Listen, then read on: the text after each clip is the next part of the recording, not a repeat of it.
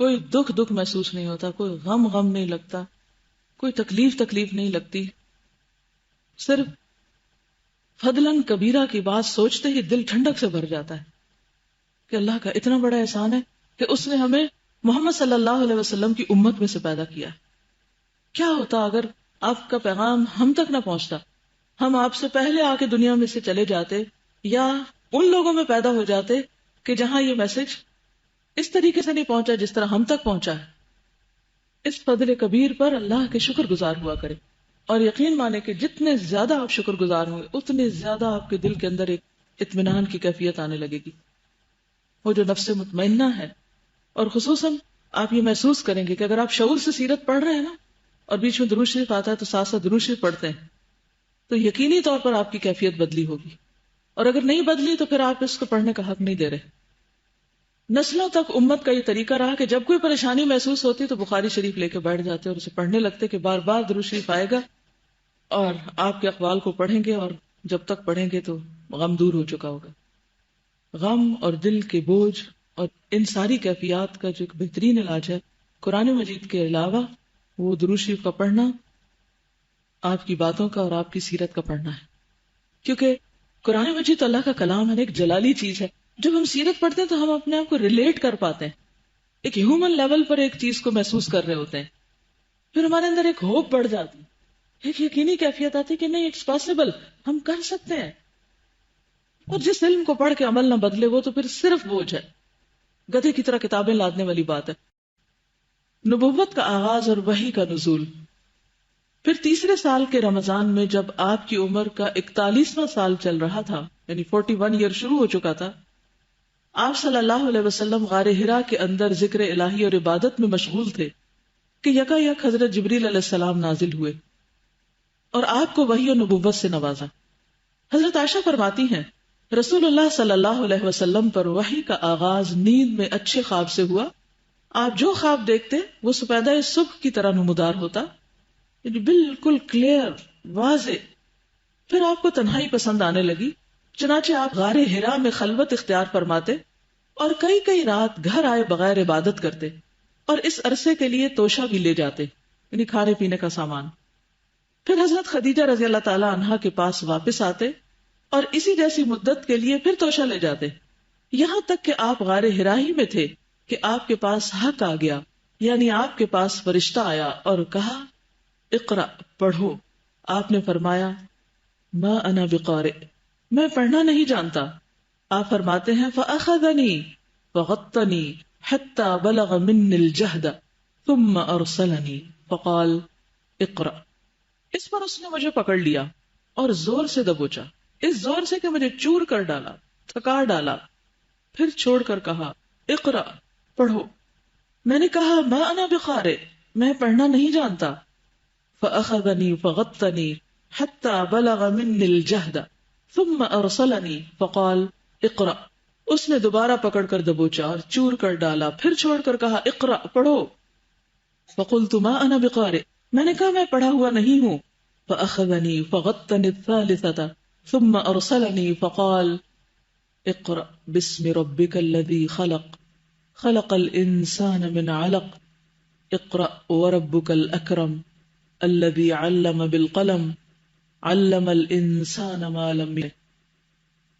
اگرچہ آپ کے اوپر وہ مخصوص کیفیات تو طاری ہو رہی تھی اور آپ کے اندر غیر معمولی قسم کی چینجز بھی آ رہی تھی، لیکن آپ ان کو کچھ فگر آؤٹ نہیں کر پا رہے تھے کہ کیا ہو رہا ہے. حضرت خدیجہ سمجھ نہیں تھی اور وہ پورا تعاون کر رہی تھی. دنوں کے لیے شوہر کو بھیج دینا بغیر کسی شکوے کے، بغیر کسی شکایت کے، اور ہر طرح سے سپورٹ کرنا، یہ بہت بڑی کوالٹی. بہرحال جبریل علیہ السلام آتے ہیں اور وحی نازل ہوتی. وحی کو قبول کرنے کے لیے بھی آپ کو تیار کرنا ضروری تھا. اس میں بھی ہم سب کے لیے ایک بہت بڑا سبق کہ ایک طالب علم کو اچھی طرح جھنجھوڑنا چاہیے تاکہ وہ جاگ اٹھے، قبول کر لے. ہم نے قرآن کو عزت والی رات میں اتارا. صحیح احادیث سے بھی یہ ثابت ہے کہ یہ واقعہ رات کے پچھلے پہر سوموار کی فجر طلوع ہونے سے پہلے پیش آیا.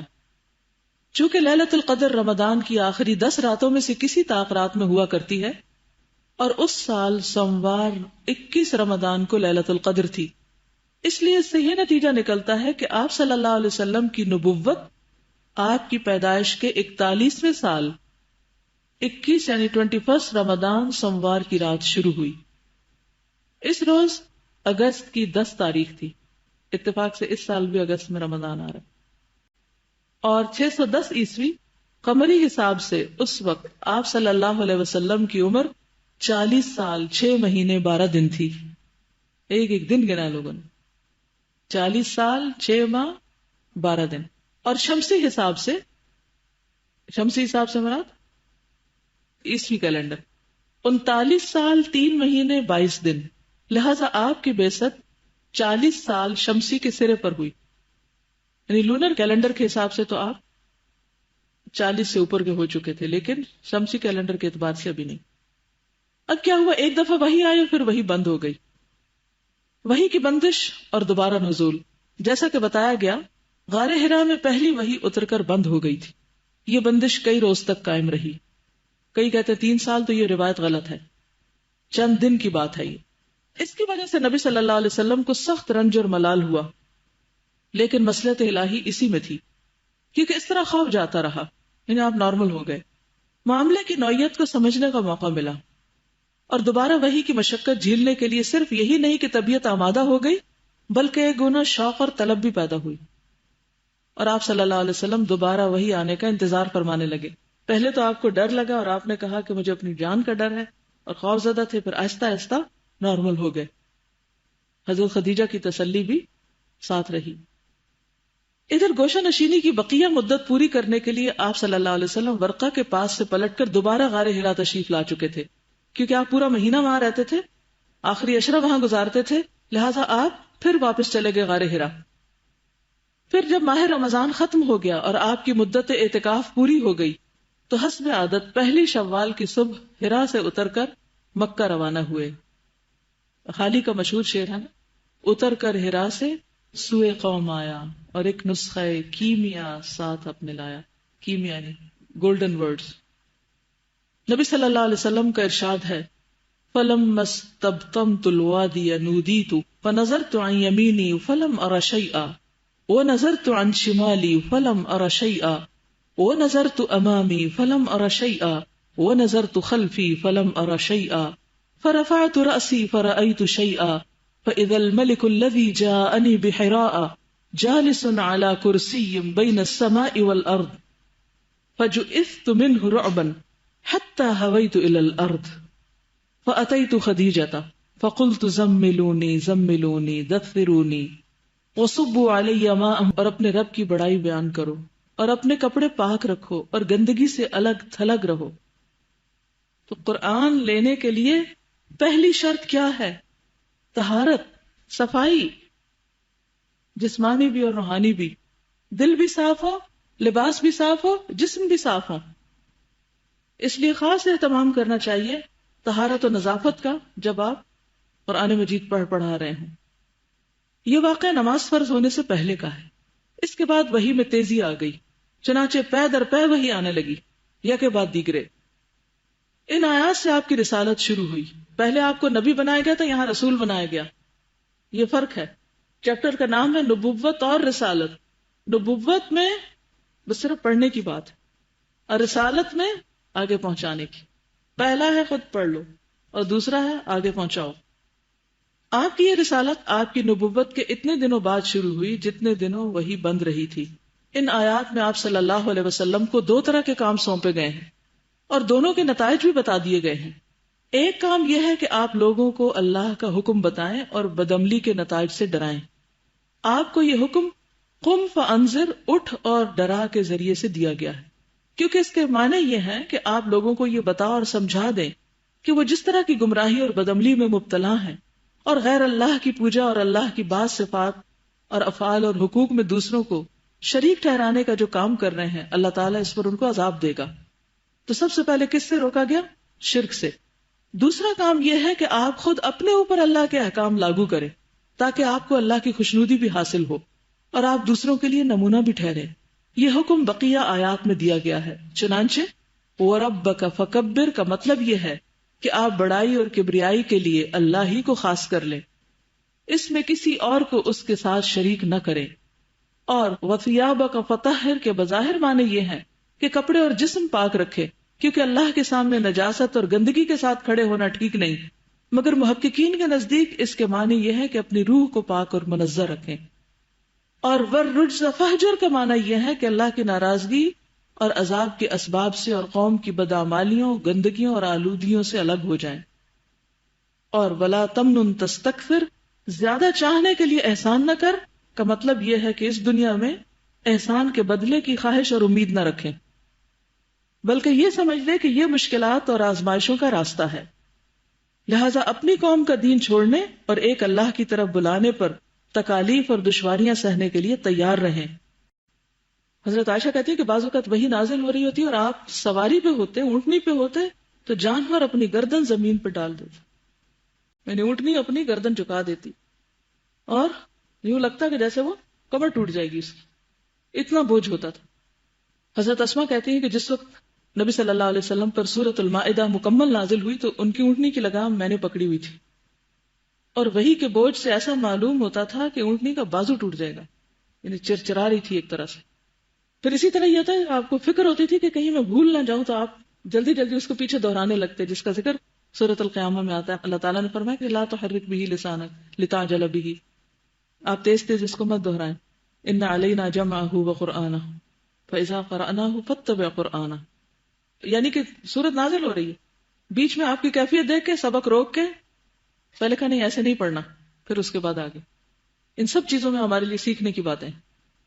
نبی صلی اللہ علیہ وسلم پر جب وہی نازل ہو چکتی تو آپ کو سخت تکلیف ہوتی اور چہرے پر آثار نظر آ رہے ہوتے تھے. جب کیفیت دور ہوتی تو فرماتے مجھ سے یہ بات حاصل کر لو، مجھ سے یہ بات حاصل کر لو، یعنی سیکھ لو، فوراً سیکھ لو. گویا سیکھتے ہی آگے دینے کی فکر کہ کیفیت بس دور ہوئی، کہا کہ بس لے لو مجھ سے.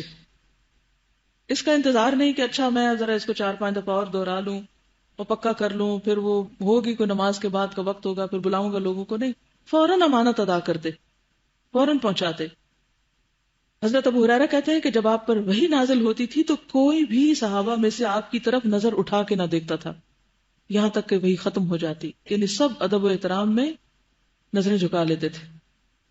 صحیح مسلم کی روایت میں آتا ہے وَنَكَسَ أَصْحَابُهُ رُؤُوسَهُمْ، آپ صلی اللہ علیہ وسلم کے صحابہ اپنے سروں کو جھکا لیتے تھے، اور کچھ صحابہ تو سارا وقت آپ کے ارد گرد رہتے، جن میں سے حضرت ابو ہریرہ بھی تھے. انصار اپنے کاموں کو چلے جاتے، کھیتی باڑی کے لیے، مہاجرین بھی کچھ تجارت وغیرہ کے لیے چلے جاتے، ظاہر زندگی کی ضروریات تھی. لیکن کچھ صحابہ اصحاب صفہ میں سے مسلسل بغیر کسی وقفے کے آپ کے ساتھ رہتے، اور جو کچھ آپ فرماتے عام زندگی میں یا وحی سے متعلق کچھ آپ بتاتے وہ فوراً اس کو محفوظ کر لیتے تھے. اسی لیے آپ دیکھیں کہ جب وحی نازل ہو چکی تو پھر نبی صلی اللہ علیہ وسلم کی وفات کے بعد ام ایمن جیسی ایک غلام عورت کتنی سمجھدار ہو چکی تھی کہ اس کو غم تھا کہ اچھا آج کے بعد آسمان سے وحی نہیں آئے گی، کیونکہ نبوت کا سلسلہ منقطع ہو چکا ہے. تو وحی کا آنا اور وحی کا یہ پورا ایک فینومینا آپ کہہ سکتے ہیں اس کا. تو آپ سوچیے کہ اس وقت کیفیت کیا ہوگی اور لوگوں کے اوپر کس طرح کی یعنی انتظار بھی ہوتا ہوگا اور پھر ایک شوق بھی ہوگا. یہ انتظار اور شوق اور محبت تھی کہ ان میں سے ایک ایک نے قرآن کو کس طرح اخذ کیا. صرف ایک جنگ میں 600 حفاظ شہید ہوئے. یعنی لگتا ہے کہ جیسے ایک بہار آ گئی کہ ہر دوسرا شخص اس کو اپنے سینے میں محفوظ کر رہا ہے، اور عرصہ دراز تک مسلمانوں میں یہ سلسلہ چلتا رہا اور آج بھی موجود ہے. اور ہم یہ بحثیں کرتے ہیں، بڑے اپنے آپ کو انٹلیکچوئل سمجھتے ہیں کہ جی اگر اس کی مطلب سمجھنا ہے تو یاد کرنے کا کیا فائدہ. یہ اللہ کا کلام ہے. یہ تو ایسے ہی ہے جیسے کہ یہ اس ایپل کی مجھے پوری نیوٹریشن ویلیو مجھے نہیں پتا، تو جب پتا نہ ہو تو پھر کھانے کا کیا فائدہ. اور تو کسی چیز کے بارے میں آپ نہیں کہتے کہ میں جب تک پورا نہ جانوں اس کو تو میں استعمال ہی نہیں کروں گا. نہیں، آپ اپنی ضرورت کے تحت لیتے رہتے ہیں چاہے اس کا فائدہ ہو یا نقصان. تو قرآن ہی کے معاملے میں ہم حجت بازیاں کیوں کرتے ہیں؟ صرف ایک بات ہی کافی ہے کہ یہ اللہ کا کلام ہے، جبریل امین کے ذریعے آیا ہے، رسول اللہ صلی اللہ علیہ وسلم کے قلب مبارک پر آیا ہے، لوگوں کو خبردار کرنے کے لیے آیا ہے تاکہ وہ اس آگ سے بچ سکے۔